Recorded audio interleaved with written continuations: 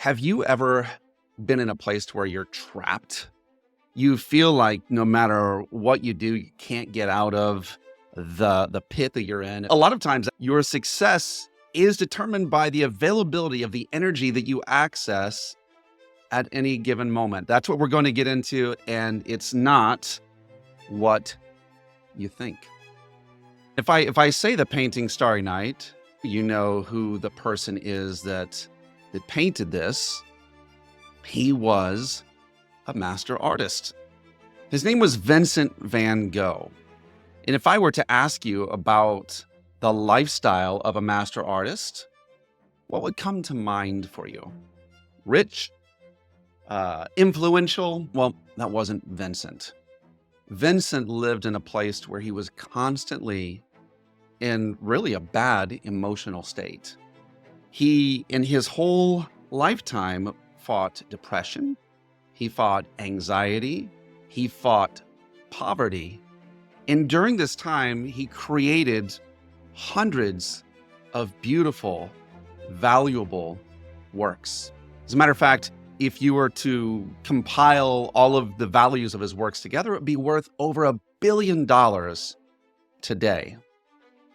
But Van Gogh, in his lifetime, only sold one painting. And he ended up dying feeling ineffective, not valuable, and not talented. Throughout his life, his brother would support him and send him money, but it was just never, ever enough. And yet here was Van Gogh in a place where what was being offered to him made him feel less than. Now, we all go through parts of our life, I think, where we are the Van Gogh.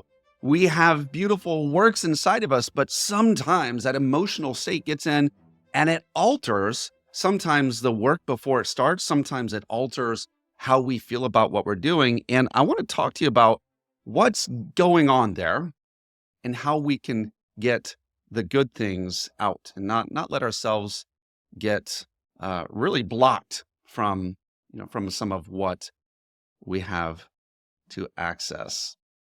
It's really funny because last week I shared the story of this statue of a dog. It's my mother's Boston Terrier that we have been watching over the this last week now. And something interesting happened to this statue of a dog. We discovered something that turned him into Super Dog, Super Eddie. You know what it was? It was a laser pointer. Now, I know it's not a mystery to a lot of you dog owners that a laser pointer would alter a dog's perception of all of reality, but that's exactly what happened here. We found the laser pointer, clicked it on, and all of a sudden, literally, everything shifted. Personality completely shifted. And Eddie was a different dog. He literally, I didn't realize the power of this laser thing, and I pointed it at my wife's leg, and he charged so hard into her that he left a bruise. So I have actually discovered a way to cause things to happen. One might say that I'm a powerful individual in my household. But what caused that?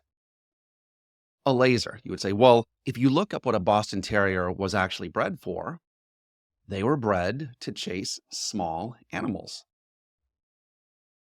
Somewhere in his brain, I believe that laser triggers the idea that he's chasing a small animal. He was bred, his breed was made to chase rats and rodents.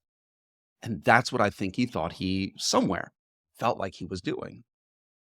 And if you would see the transformation from statue to this vibrant dog with energy and power and belief, and there's something that was activated, it's amazing. And then it caused me to do some research and caused me to look up really the idea of what dogs are bred for. They're bred, many of them were bred, some were bred for companionship, a lot of them were bred for a type of work. And when those dogs aren't able to do some form or variation of that work, actually get depressed. And so the reason I share all of that with you is that you have the ability to access the mindset of a Van Gogh, who had great and abundant and powerful things that were beautiful, that the world valued, and yet not see it. Or you have the ability to access the energy of Eddie, who saw suddenly something that he was made for was activated and jumped into it. I have been a success coach since 2016, 2000, like full time, 2016, 2017. And one of the things that I often do with people is we go in and we look at vision and how do we find your vision and what you're going after. And it's interesting that most people are going to tell you, "Oh, I want more money, or I want this house, or I want," like, it's not hard for them to think about the things they want.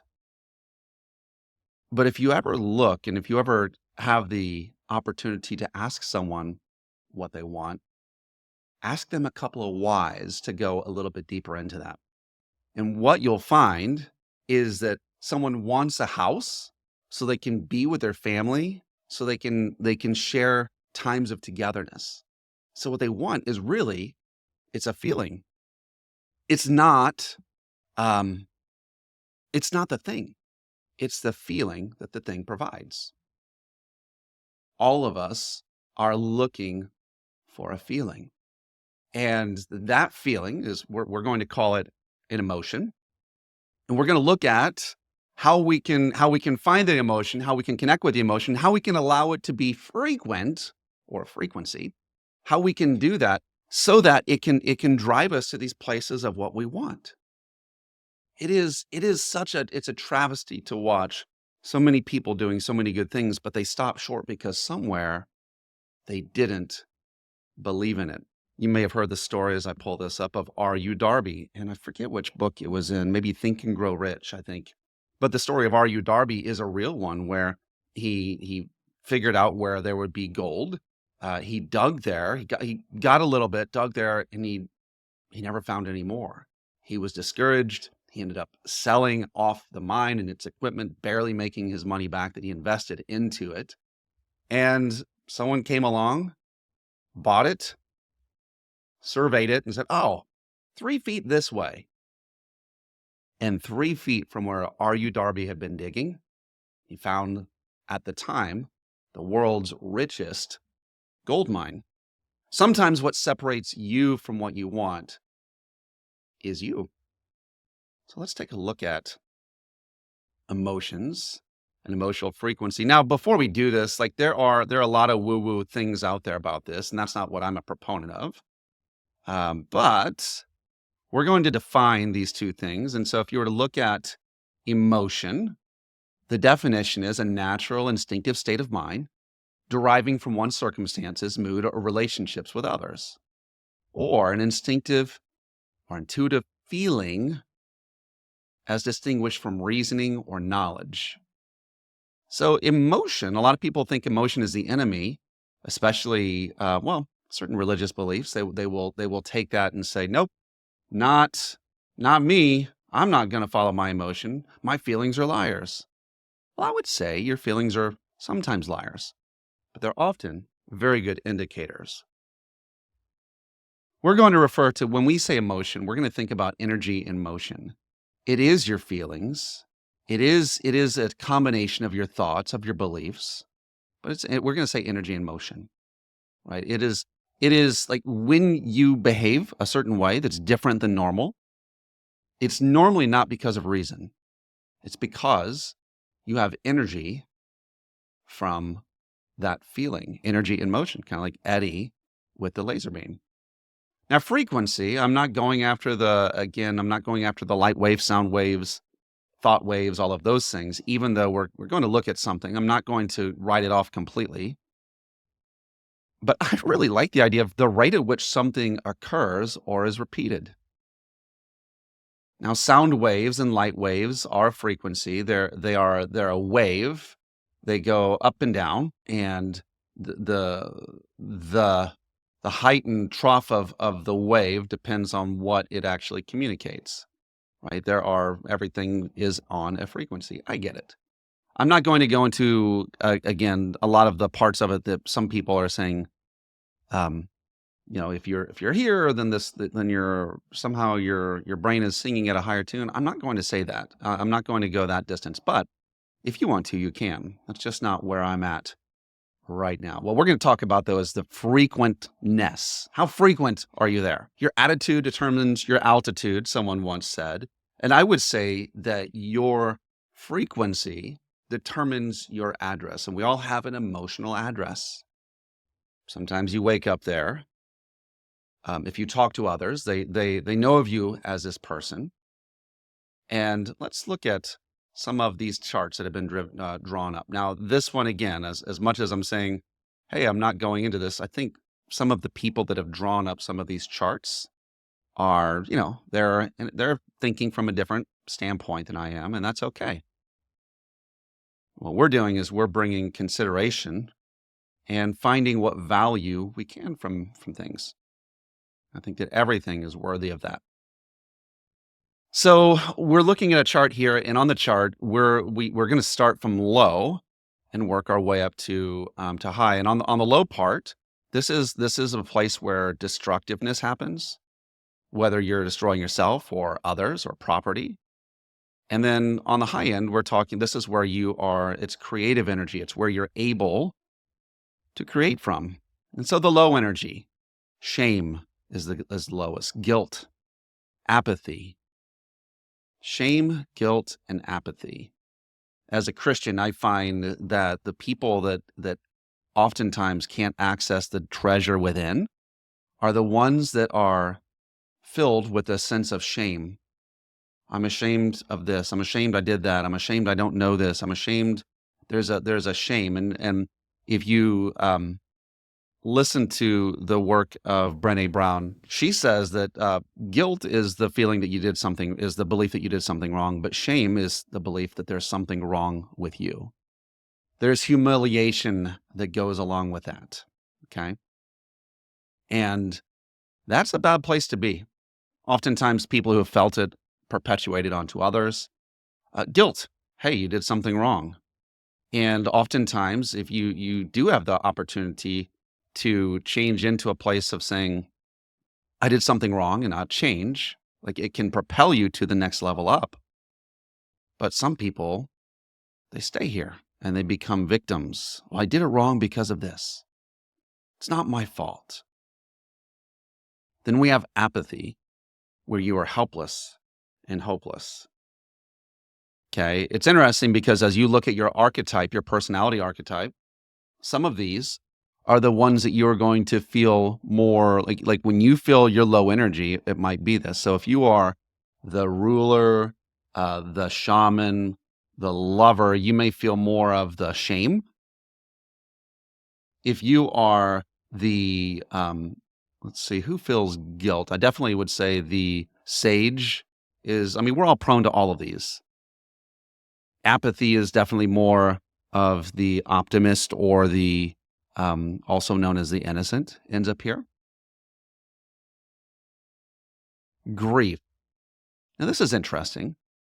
If you've ever suffered loss, the loss of a loved one, saw a friend who lost their pet recently, there's grief that goes along with this. And when you look at the negative feeling, you're saying, wait, that is negative. I don't necessarily want to be here, but doesn't it serve something? To which I would say, yes, it does. Yes, it does. It can. But none of these are places where you are supposed to remain. These are places, I would say, that when you feel any of these things, it gives you the opportunity to see the other side of the coin.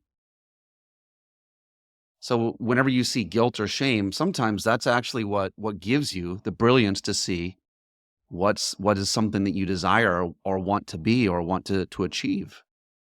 When you are feeling apathy, sometimes that's the thing where Dave Ramsey always says, get sick and tired of being sick and tired. And so when you are sick and tired of being sick and tired, sometimes that will cause you to jump into another level. Grief, grief, sadness, regret, depression, like these things, like allowing for that sadness to occur. I believe grief opens up doors for you to explore sometimes value. You don't grieve something that had no value. And so to me, that gives actually great perspective. As a Christian, it says that there is fellowship in his suffering. It says that the Lord is close to the brokenhearted. And so all of these things, even though you're saying, I don't want to be there, you know what? Sometimes we just end up there, and understand God is with you in all of those places too. It's not that you can't, nothing happens here. There is a perspective that happens only here, but you're not meant to stay. Well, what's that next level? We're going into these, the next level up from shame, guilt, apathy, and grief is fear, desire, anger, and pride. And so for me, this gives that feeling of, I don't want to say animalistic or fleshly things, but I think animals feel these things, right? Animals feel fear, desire, anger. I don't know if they feel pride. Maybe they do. And so these are higher. And from this, you can actually, like fear, can fear do something? Yeah, it can move you from one place to another.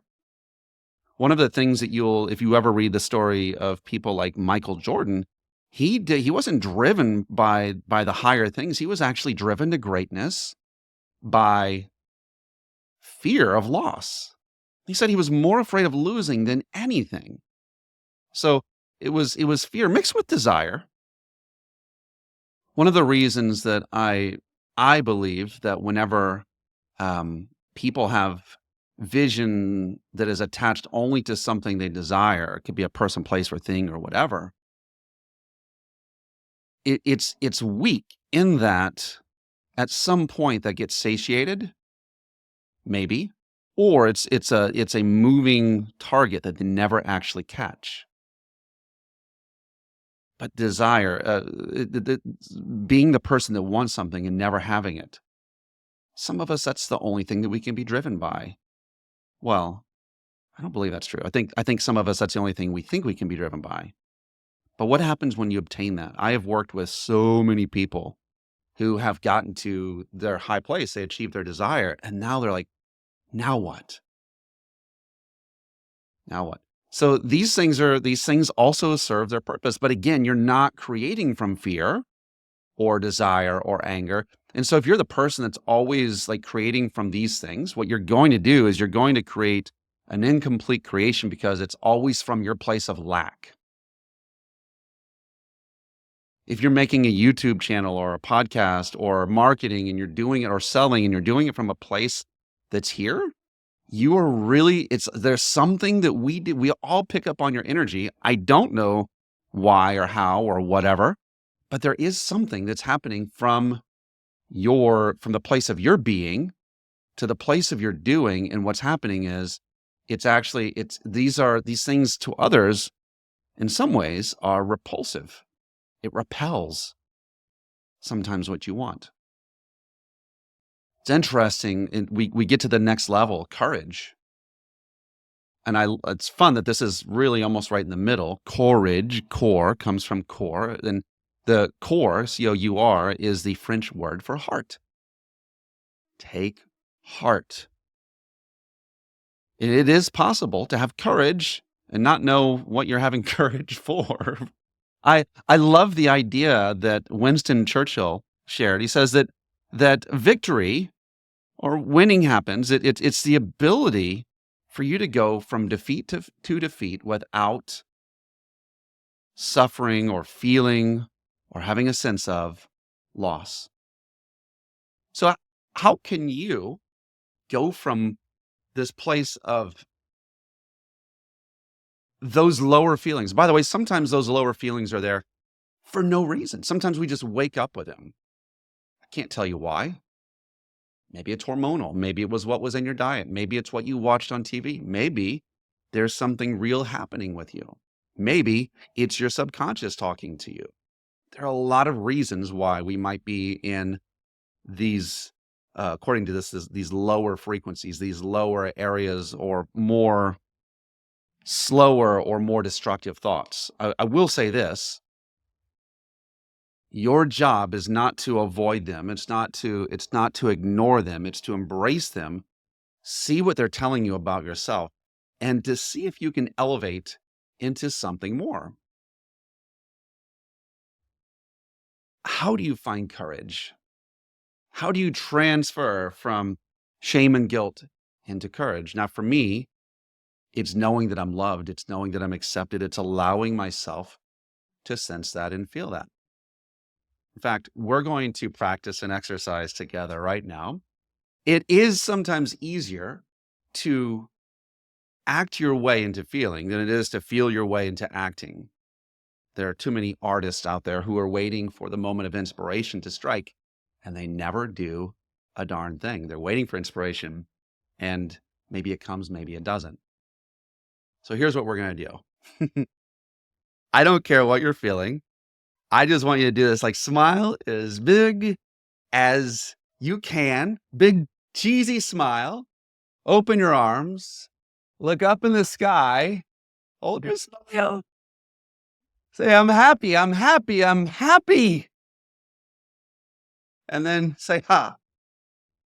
And then say, ha ha. And then say, ha ha ha. Then say, ha ha ha ha ha ha ha ha ha. I know it sounds insane, but here's my question. How do you feel right now? Did that alter your state of being? Of course it did. It's impossible to stand and smile and laugh. It's impossible for you to do that and not feel something. It's almost like an emotional reset. And if we are not, especially you leaders and business owners, if you're not finding a reset consistently because of all of the negativity and the problems you're trying to solve and the puzzles that you have, and sometimes the everyone else's angst and anxiety that goes along with that, what happens is that you'll be down here. You need a reset. Some ways that you can reset: take a walk in nature, do some breathing, do some breath work, sing. I love worship music. One song for me can put me into a different state of mind in 5 minutes. The weird thing is you're going to tell yourself, I don't have 5 minutes. I would rather you take time to reconnect, recalibrate for 5 minutes, take time off of this important thing so that when you come back, you're Eddie with the laser. You're on point. You're full of energy, full of life. What is it costing you to limp along without that energy? Let's look at some of these other things. This is where creativity happens, guys. The good news is that we can get here. We can go from courage to neutrality.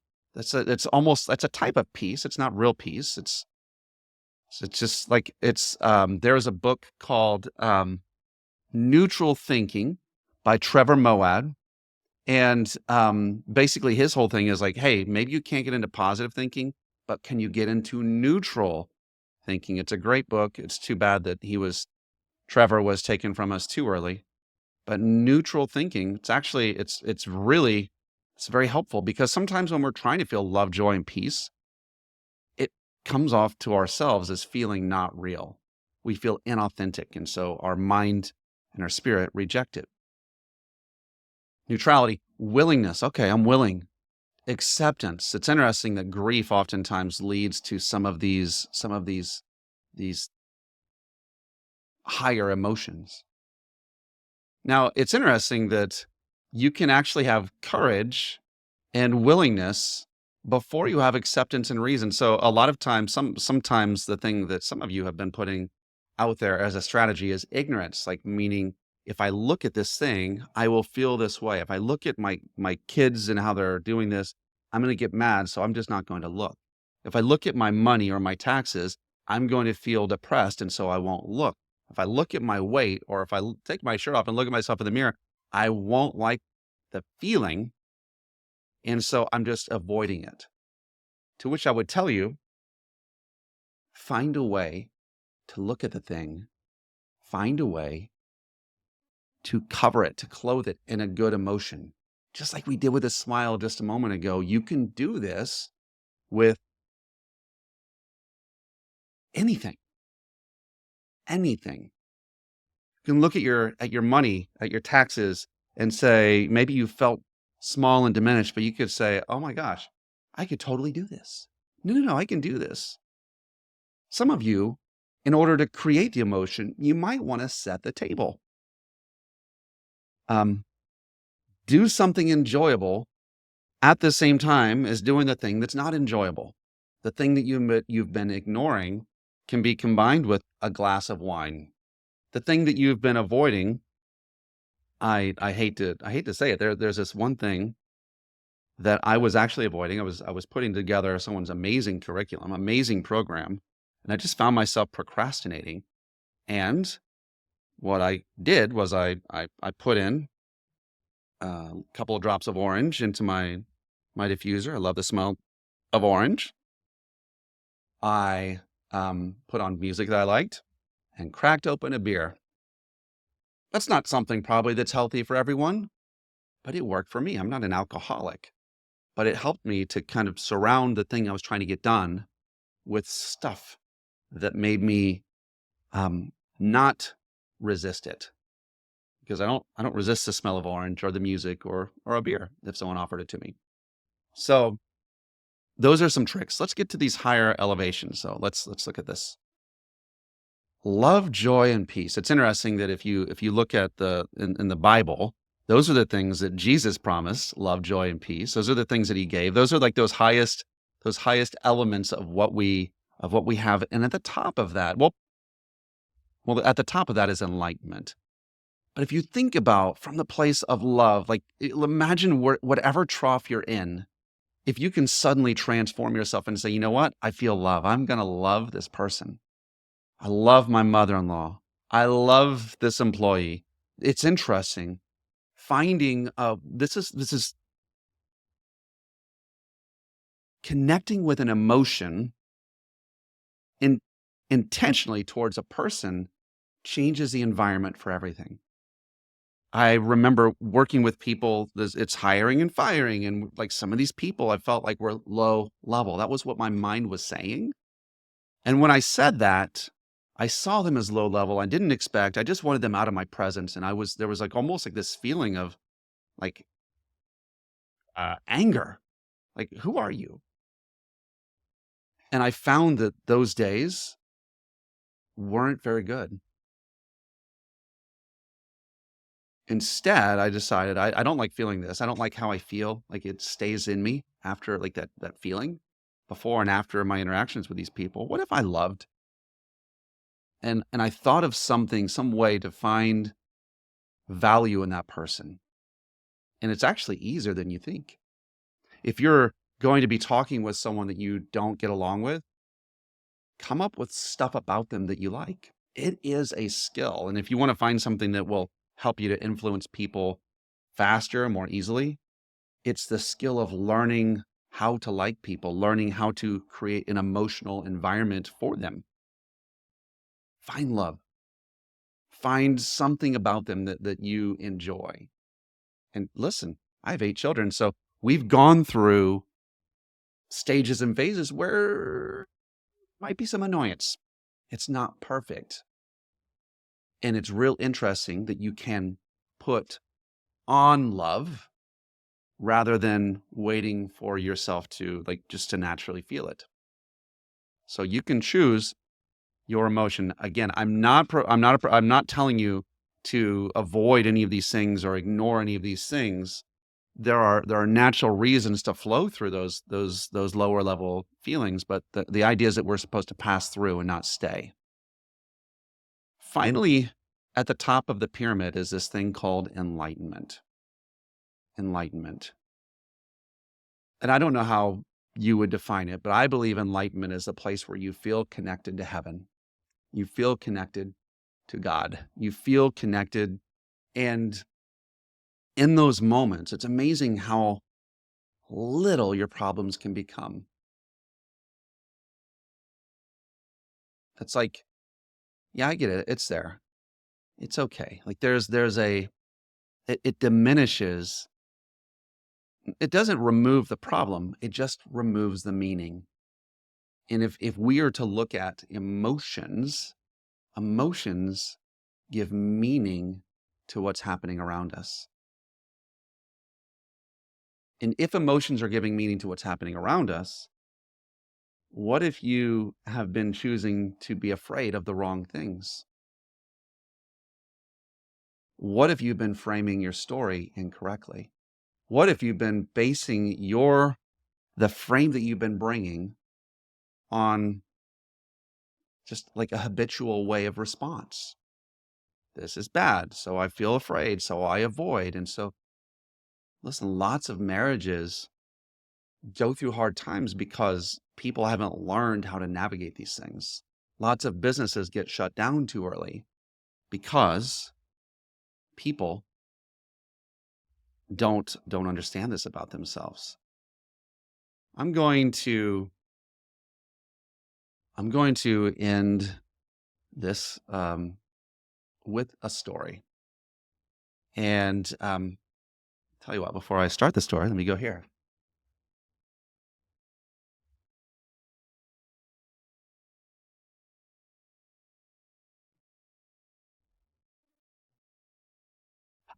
Yes, that is a treasure box. I'm a collector of treasures, and I love what stories can do for us. Um, there was a man who was driven by finding treasure. His name was Mel Fisher. And in the 50s, he grew up off of the coast of California and found a sunken ship here or there, found some treasure, like some things of minor significance. And it was in his adulthood, like that the 30s, the 40s, that he started getting, I don't want to say possessed, but he felt driven to find the most famous, the most valuable treasure that anyone had ever reported. It was the Nuestra Senora de Atocha. The Nuestra Senora de Atocha was a ship that was in the 1600s. It was during the time of colonization of America. And there were all kinds of countries that had colonies here, and they would bring the wealth of those colonies back to the homeland. And that's what was happening. Uh, Going from Florida, I believe it was Florida, going back to Cuba or Spain, there was a boat that was sunken with a hurricane, Nuestra Senora de Atocha, and there were a bunch of ships, so the reports were very reliable. They knew that this was the case. This had a ton of treasure on it, and this man, Mel Fisher, decided, I can find this.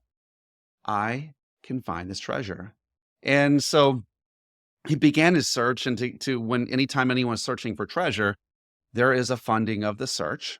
And so he had to convince people to give him the money to do it. And off the Florida Keys to go searching for this treasure. And he got the money, at least the initial round. But he searched and searched and searched, and he couldn't find it. And then he started getting ridiculed. He already was catching a lot of flack from people who were also people who would hunt for treasure. But it started getting intense, and it wasn't just from other treasure hunters. It was from his family of like, what are you doing? Why are you wasting your time and your life? Like there's why? And he just paid them no attention. As a matter of fact, it's interesting because he would face lots of difficult times. And he never set, well, I don't want to say he never set a timeline. The timeline that he gave himself is today. He said, today is the day. Almost every day he was known for saying this phrase, today is the day. He didn't set goals for himself like within this year or within 18 months or 2 years or 3 years. He just said, "Today is the day." It reminds me of the timeline that you'll always notice that Jesus gave in the New Testament. He would always say soon or very soon, but he would never say, you know, this year or at that time. So today is today. Today is the day, is what Fisher would say. And things happened. Storms happened. Boats wrecked. He had to convince the financiers to give him more money. It was hard. He had to change financiers. He had to keep talking people into it. As a matter of fact, it took, and this is in the 80s, it took over $1 million, up to almost $1 million, to actually fund all of what was happening. During one expedition, I'm not sure if it was during an actual hunt but they were out on a boat, and there was a boating accident, and his son died. Certainly, nobody would blame him for stopping what he was doing. Nobody would blame him for finding a reason to stop being depressed and just giving up. But instead, he used his son's life and death as something to propel him. His wife also passed away. And in the midst of these things, he did not quit. Today's the day. Today's the day. Today's the day. That's what he would always say. And in 1985, he found the Ochoa, or the Atocha. And when he found the Atocha, he found the beginning of the wreckage. Then he found gold bars, and then he found tens of thousands of bullion and coins, and it was a treasure trove worth $400 million. He didn't lose sight. He found it. And 1985, he actually had to fight against the state of Florida to keep it, because the state's saying, "This is our treasure. Thank you for finding our treasure." And he fought them legally. And in 1992, he actually won possession of the treasure he found. You have treasure within you. Are you willing to fight for it? Are you willing to engage with it? Are you willing to face adversity for it? There's this thing that happens with frequency. Frequency creates comfort. What's the place that you go to most frequently out of all of the places you go to? Is it your office? Is it the coffee shop? Is it the grocery store? Is it the pool hall? It's not. It's your home. It's the place of your peace. It's the place that you want to return to, even if you spent a week or a month in the Mediterranean. You always want to come back home. Why? There's nothing that feels quite like your bed. The place you frequent becomes the place that you connect with, the place that you are. And I would say this, look here. Look in this chart. Find the place that you want to live. Determine that this will be who you are. Determine that this will be your first reaction, the first response. This is your emotional address, that when people think about you and they sense you and they feel you and you talk to them, they're going to sense one of these, because love sounds different than anger. Joy sounds different than fear. It feels different than fear.